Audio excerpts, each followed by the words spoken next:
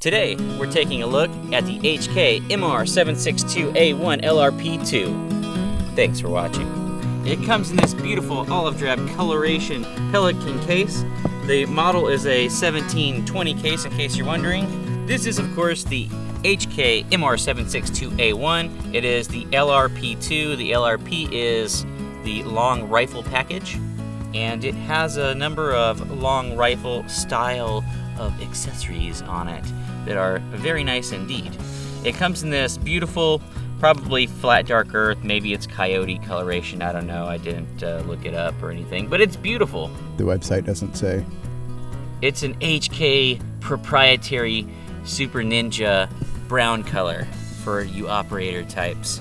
And it is gorgeous. This is, of course, sporting the key mod holes there for mounting all your various and sundry accessories. Not as good as Magpul, but it's still pretty cool looking. I mean, it does look kind of like the stuff you would use to hang shelves on a wall, but you know, it works. Technically, the M-LOK is a little bit stronger. It's also a little bit lighter because it's more empty space. But this is still a beautiful handguard with a lot of mounting potential, like is common with modern rifles or more modern rifles. The trend is to get rid of all the quad rail business and lighten up the rifle and make it more comfortable to hold. So this has broken edges on it. There's nothing sharp feeling on this, and it's got that nice anodizing, I'm assuming. You get this gun lock, which is pretty much useless. Always recommend throwing that away. You should, of course, be locking your guns up so that nobody can access them, and it comes with your manual, and look how beautiful that is. Glossy. Oh, so nice. A tan Blue Force Gear 2-point sling, which is nice, especially for DMR style of weapons that tend to be a little bit heavier than your standard AR-15. The 1-point sling fad doesn't translate over to those very well because then you have this big floppy gun swanging around. It comes with the Blue Force Gear sling mount for the front of the rifle, help control the muzzle. And it also has behind the castle nut, or wedge between the lower receiver and the castle nut, it's got another sling mounting position. And the key mod handguard also has a single point sling if that is more your speed. One more sling mount that's on this rifle is actually on the buttstock. So you have another there on that G38 rifle stock. It also comes with a Otis Deluxe Law Enforcement Cleaning Kit. This thing is kind of a small package, and it's pretty robust in what comes in it. You get one HK 10-round magazine, one 20-round magazine, an HK branded multi-tool for all your multi-tool needs. It also comes with the Harris SBMR bipod and the Leupold VXR Patrol 3-9 power by 40mm objective scope, pre-mounted, and we're about to see how ready to go it is out of the box. So here it is, guys. This is the HK MR762 LRP, which stands for Long Rifle Package number 2. You could look up how much this weighs. What I can tell you is that for a DMR, DMRs tend to be kind of weighty, and that's by design. This has a pretty good feel. I've held heavier Franken ARs that are much heavier than this. One thing that I noticed right off the bat is the ergos on it. They feel really good, especially for this kind of weight class of an AR. If I had a personal say on it, I would take that bipod and move it up at least 2 notches. I absolutely agree, because I like to hold a little bit farther forward, and it would also stabilize the gun a little bit better. What I can say, however, is that this key mod rail is very nice. All of the edges, as stated before, are broken. You don't have any sharp places, with the exception of the top Picatinny rail, which doesn't have really, it's not particularly sharp. So the flash hider appears to be an HK design of some sort. It's very birdcagey A2-ish. I'm sure it does just fine. The gun has an ambi selector and very HK-ish markings like you would have seen on the MP5 series, G3s, and the like. You can actuate the ambidextrous safety from either side. It feels good and positive. We're going to test the trigger a little bit later. The gun is not ambi as far as the magazine release and the bolt release or the charging handle is concerned. I prefer an ambi rifle, but my main concern on ambi controls is having a selector lever that is ambi, and they've done that very nicely here. The dust cover appears to be one that is more fully sealing than I've seen on other rifles, so that might be a thing to its credit. The bolt is proudly labeled with HK there and MR designation. Let's see if we can push out that pin right there. I believe it's captive. There's a little dot on the inside of it. It might be worth noting that the pins on this bad boy are captive, meaning that there's actually kind of a little button on the inside there. I imagine it is a ball detent or some sort of spring-loaded contraption in there. There is a disassembly tool that this gun is supposed to come with. It may have been an oversight by HK, but we cannot find it in the packaging whatsoever, and we do not see a tip on this tool as is shown in the manual to pop those pins out. So I would say it's probably pretty secure, but you do need a tool to get at those pins, unlike your standard AR-10 and AR-15 variants. The charging handle is an extended variety. Feels pretty good, not a lot of sharp edges. Your magazine release is this nice little circular guy. Look at this beefy barrel nut. Wow. Look at these big old fasteners that fasten the handguard to the barrel nut to free float it. Pretty redonk. Barrel profile looks to be pretty thick, and this is of course a piston gun, so it should shoot relatively cleaner compared to a DI gun or direct impingement gun. Also would like to take the time to say thank you to the generous donor that is letting us shoot his new gun for the first time. We're the first people to shoot this gun aside from what happened at the factory, and that's really cool, so thank you for that. Something that's worth noting about the MR762 LRP2 is this is a proprietary magazine well. The magazine release is this long affair, and that goes right inside that channel right there. So there's a lot of positive retention on the magazines here. The magazines are of course this nice translucent, super duper cool HK-ish looking magazine. Well, I mean they are HK, but you know it's very European, a la AUG and all that good stuff. But it's important to note because your standard AR-10 mags and your AR-10P mags will not work with this rifle. So that's a consideration. Perhaps if you have other AR-10s in your collection and you were hoping this would serve kind of a double duty role. The buttstock is interesting. I'm sure that the cheek weld here is more than adequate for me to use the scope. Now if we adjust the stock length, it doesn't necessarily change where our cheek weld is at because the eye relief is the same. This is super neat in that the cheek weld stays right there. There is a little bit of a spring going on in right there, and that just centers that there. So it's kind of nifty. It's kind of neat. Your cheek weld stays put. But HK quality. Let's see how it shoots though. Pew pew. But yeah, let's give it a shake. And then we've got a couple different types of ammo and 2 different shooters that we can try seeing how consistent the groups are with it, just for funsies. Okay, the big lip in the back is kind of annoying. Of course, I guess I don't have to all the way back. It's got lots of room in it. You are weapons clear and ready when you are.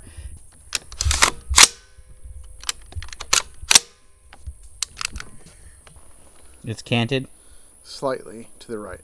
Definitely not accurized from the factory. Because you got to also remember this is not a $3,000 scope. Right. This is a... It's just a $6,000 rifle package.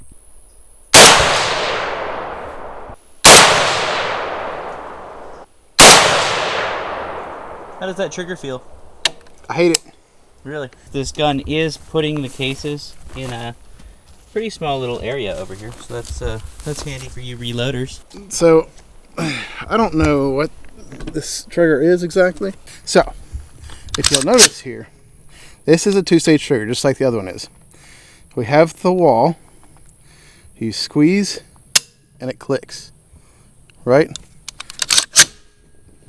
So we got to squeeze, click. No mush. This is a Geisley trigger. SSA enhanced. So show us the difference and describe how it feels between the Geisley SSA versus the stock MR762. So, again, we've got that wall. You see that wall? Mm-hmm. I'm going to increase pressure. Mush. Yeah. Mush. Mush. And then wall. Now. Wall. Mush. Mush. Yeah. You see how much mush is there? I definitely see at least two little creaks. It's like a 3.5 stage trigger. What is that? 3 millimeters or so of mush? Now tell us about the poundage. So it's not super predictable, but it's not super predictable. Honestly, I would swap this trigger out. HK, I'm ashamed that y'all have this trigger in this gun. Y'all should be ashamed. I'm irritated about it. Yeah, I can't stand that trigger. Like on a precision rifle. All right, dead center on TV. Dead center on TV, just to get an idea of where I'm at.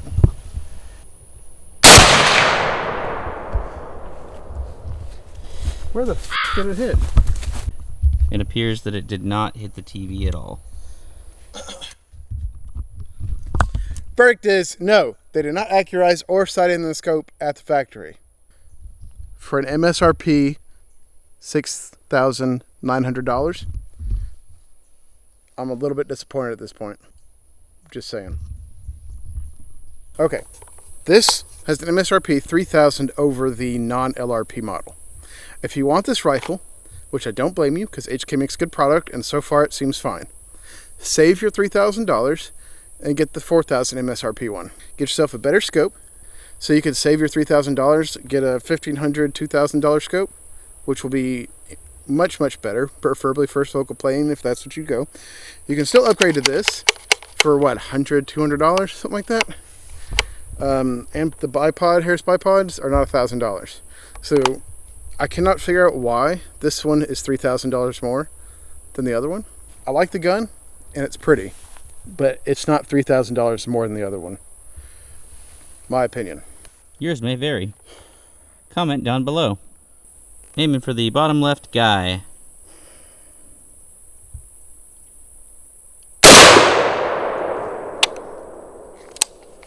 So you were aiming center of mass and you hit here? Yeah. Some on-the-fly scope adjusting. You don't know how to shoot, that's why it's shooting off.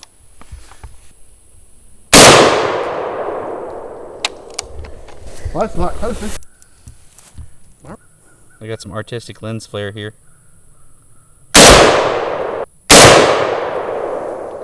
It's closer. Hey, look, at this range, we've got keyholing groups. M-I-C-K-E-Y-M-O-U-S-E. Ow! The nuts are really sharp. Yeah, they are. And they're already like they're like a nitride coated or something. Yeah, they're already all scratched up and they're weathered out of the box. Yeah. They're combat weathered. It's like they just put this together in somebody's office and just threw all the packaging in there.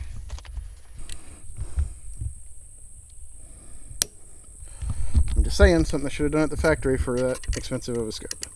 I was mentioning that the bolt is very smooth. You can see as it rotates into the chamber, there's basically no resistance. In a lot of guns, you feel a little hitch when that closes, but this one just slides on in there, no problem. So I can say at the very least, their bolt and bolt carrier is really well done. If you want your gun sighted in after you pay $7,000, call Gray Fox Gunsmithing. And when you pay me $7,000 to build a rifle, it'll be sighted in if you want a scope on it properly. I've just noticed another thing. So, for me personally, your mileage may vary, but my cheek weld for good 9 power sets me right here is my preferred setting. Yeah, right here. So if you look at that special there cheek guard that moves, you can see it ends right here. So you can probably adjust that forward. I don't think so, because of the way, if you look at it, when you extend it back, it can't go forward anymore. Ah, gotcha. And when you extend it all the way forward, you can't extend it back anymore. So what actually needs to happen is the scope needs to be pulled back. I like... You are going to use it in 9 power quite a bit. Yes. So you would want that to be accurate or optimized for that. To be honest, I wouldn't have ordered this package to begin with after messing with it, because I want a better scope. The mount's fine. This is a fine buttstock, but there's too many good Magpul buttstocks out here. The rifle's nice. I'm going to decide how much I really like it after I get groups downrange. Because it's never any fun not hitting what you're aiming at. No, it's pretty annoying. Like I said, coming from the factory and it not being even within 2 feet is a little irritating. I don't want to sound like a little baby right now, but I'm just irritated that a $7,000 rifle came in without its disassembly tool, not sighted in, and with a mediocre scope, and the trigger, $100 upgrades it to anything better. And it's arguable that that's one of the most important components to a DMR. I'm just complaining. Let me see.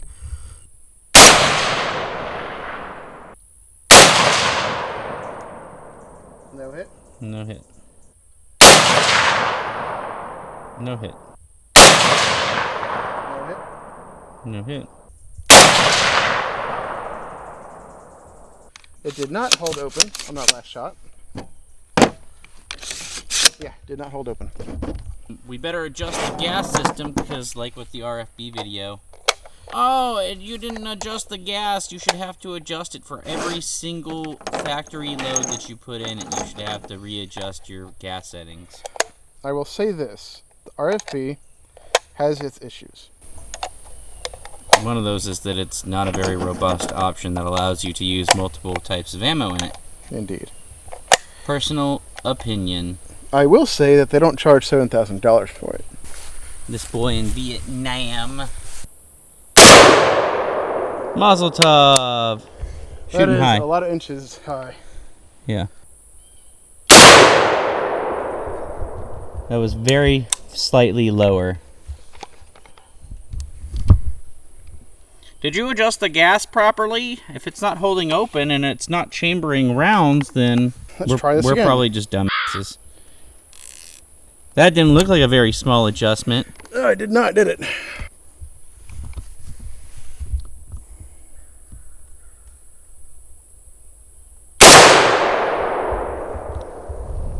Okay, I need to go right. So that is going to be...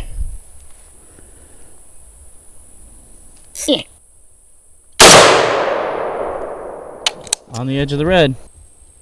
Oh boy, that's loud. No hit? No hit?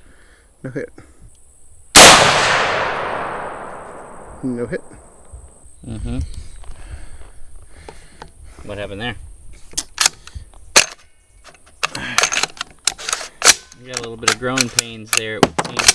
That is a failure to load a fresh round. And it looks like the loading ramp janked it all up too. Some damage to the case. It never stopped me. And the gun explodes.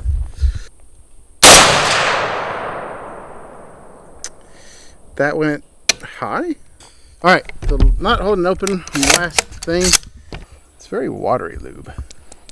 well, you think you got enough in there? Maybe, maybe not.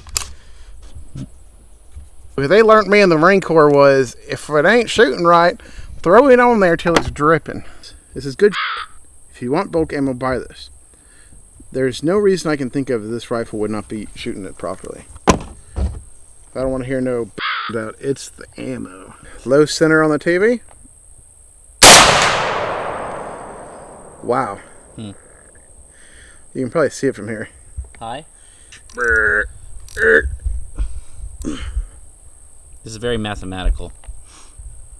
Let's see, that TV is a 45-inch TV. And based on the modifications,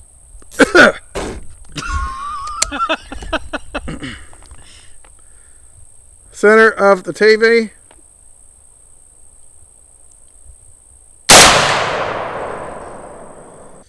leftmost target on the leftmost pallet, center red.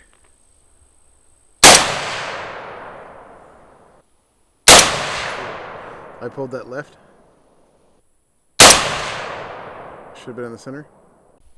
Fresh target, shooting middle on the left.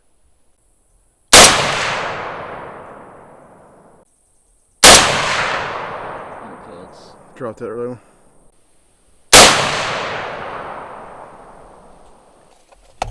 Okay, we did have a hold open that time, so it could have been lube or wearing it down or Probably fuck whatever. Lube. Bullseye. Pulled that slight left. Those two were high actually. Were they? High and right. No hold open. Alright, we're going to be shooting the center target.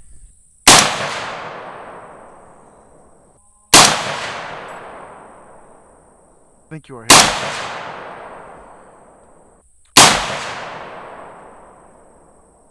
If I had to guess, I would say this is probably closer to what it's doing. Well, unfortunately, we have what we have. Well, we have what we have, but So- I'm a piece of This was your last group right here with the generic ammo. You want to use that metric size right there, boy. You've got a 3/8 fruit. Cool. So it's a 3/8 on the generic ammo. These are Hornady Precision Hunter 308 178 grain ELDXs. Replication. Okay, so that's probably not something you want to do. Slam it in there. Yeah. If it's at a weird angle. Yeah, so magazines particular, it goes in one way and it goes straight in.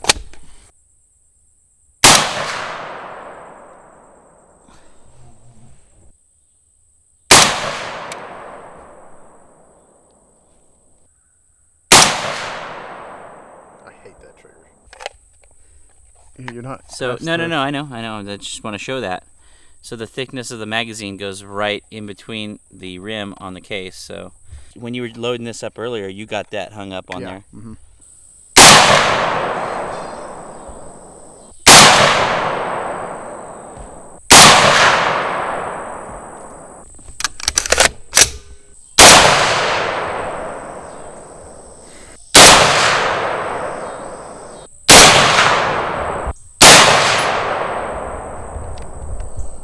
We had hold open that time.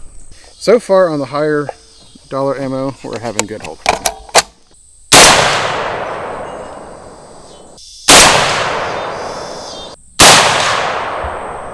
And now the Precision Hunter. Indeed. Hornady ELDX. I really like these bullets. The flash hider does a pretty good job. Indeed.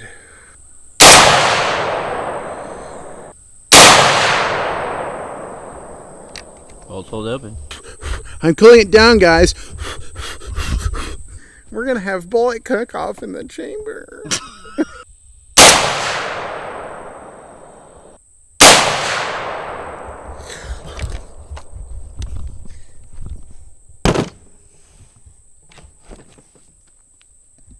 HK MR762 Winchester group and a 3-shot Winchester group.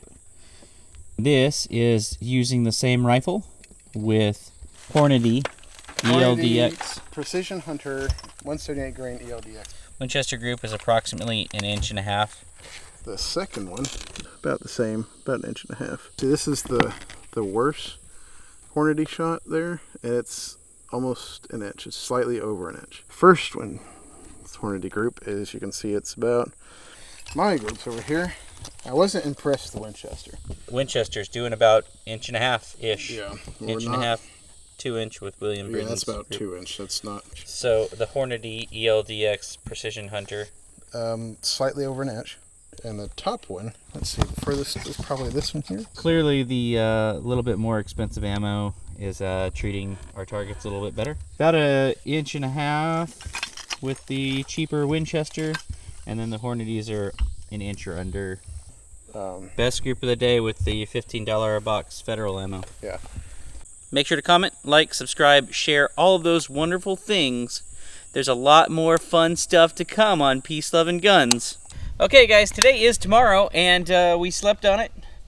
We gave the HK MR762 A1 LRP 2. We gave it a fair chance yesterday, and we are going to shoot it again today because we just want to make sure that we didn't judge it too hardly on our initial impressions. We're going to shoot a few more groups with the Hornady ELDX Precision Hunter, as well as the Federal XM80C and the Winchester Super X soft tip. Cool. So we're going to do that again, and yeah, so to summarize our feelings from yesterday, $7,000-ish rifle. The scope doesn't come even bore-sighted. It's mounted crookedly. It's a little too far forward. The trigger is non-adjustable, and it is garbage compared to just a basic enhanced Geisley trigger. And that's not the only comparison. I have a $1,200 SIG AR pistol, and that stock out of the box male spec trigger is better than this is. And it was missing the takedown tool from the box.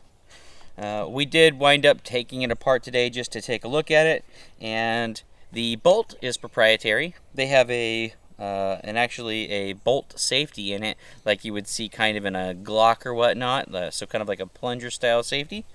So for you guys that might be thinking this is going to be interchangeable somewhat with an AR-10, nope, it's a completely proprietary gun. In order to clean the piston, you actually have to remove the front hand guards, so maintenance is going to be a little bit more involved, yeah. But those are thoughts from yesterday. We're going to shoot it again today and see, how we like it. I still stand by that it's a beautiful gun, and ergonomically it feels pretty good. But everything is telling me, if you were considering getting this for $7,000, run away. Get the cheaper one and upgrade it. Right in the red. Right in the red. I compensated for that wind. Yeah. Oh, you're just supposed to be shooting groups. I'm totally kidding. I don't do that compensating bullshit. I'll compensate for you here in a second.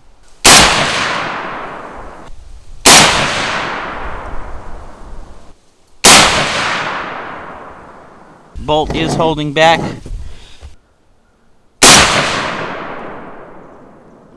Little high left. Mm-hmm. That was low right. Yep.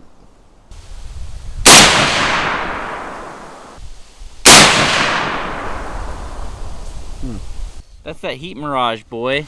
That's not me.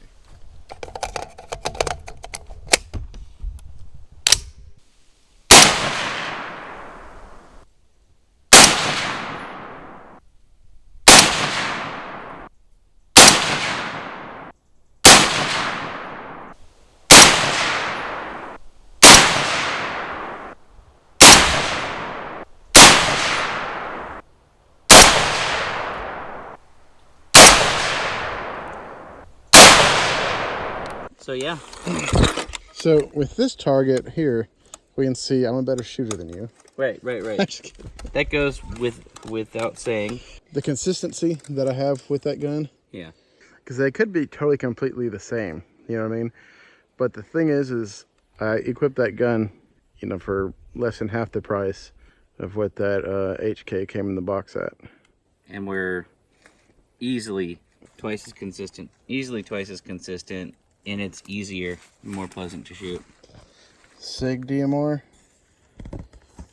HK, and then again with the Hornady, added the SIG, and then the HK.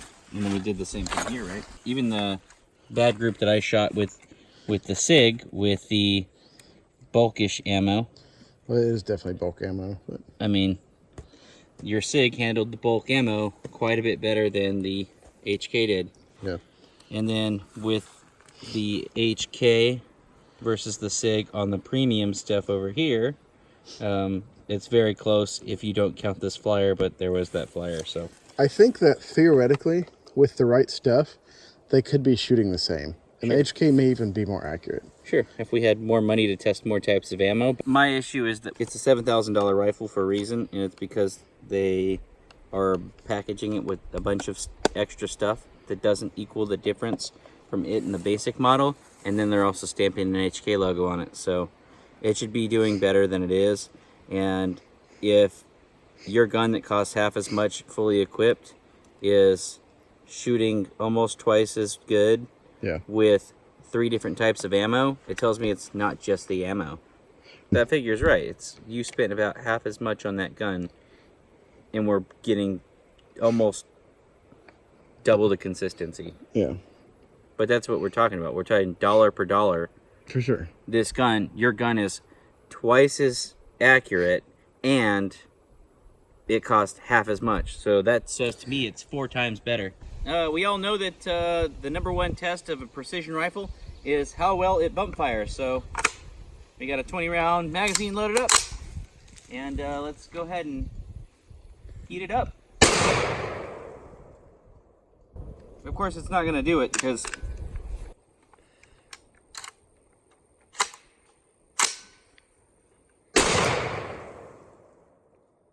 nope. I have a feeling we ain't going to be doing no bump firings.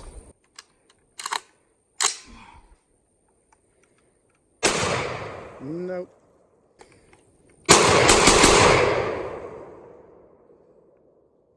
Yeah, so this thing doesn't like the XM170, or XM80 rather.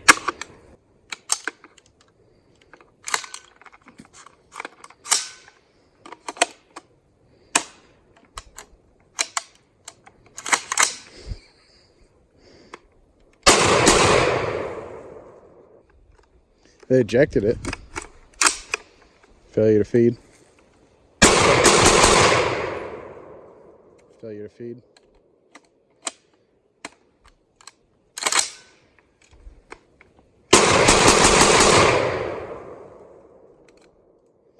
Failure to lock open. Yep. Well, that was a little disappointing for me. All right, so final thoughts on the HK MR762 LRP2. Disclaimer, we really wanted to like this gun a whole lot.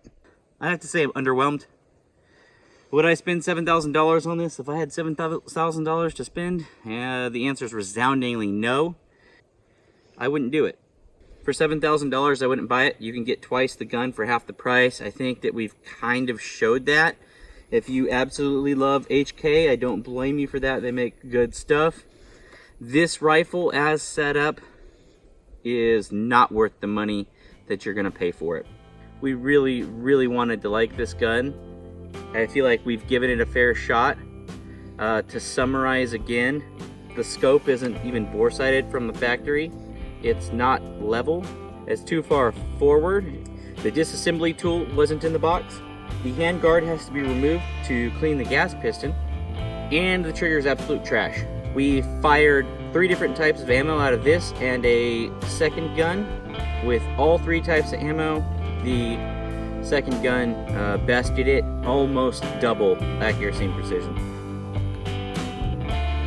Alright, so I want to thank you for watching Peace, Love, and Guns. If this helped you out at all, make sure to comment, like, subscribe, share, and do all of those wonderful things. There will be links down in the doobly-doo below. Make sure to check out William Briddon, Grey Fox Ranch, Grey Fox Gunsmithing, if you need any horses or gunsmithing work. We also want to thank the generous hosts that allowed us to borrow this and shoot this gun for the first time and kind of help him break it in. So thank you for that. And the ancient... Every time. Well, that sums up my thoughts about it. I'll be good.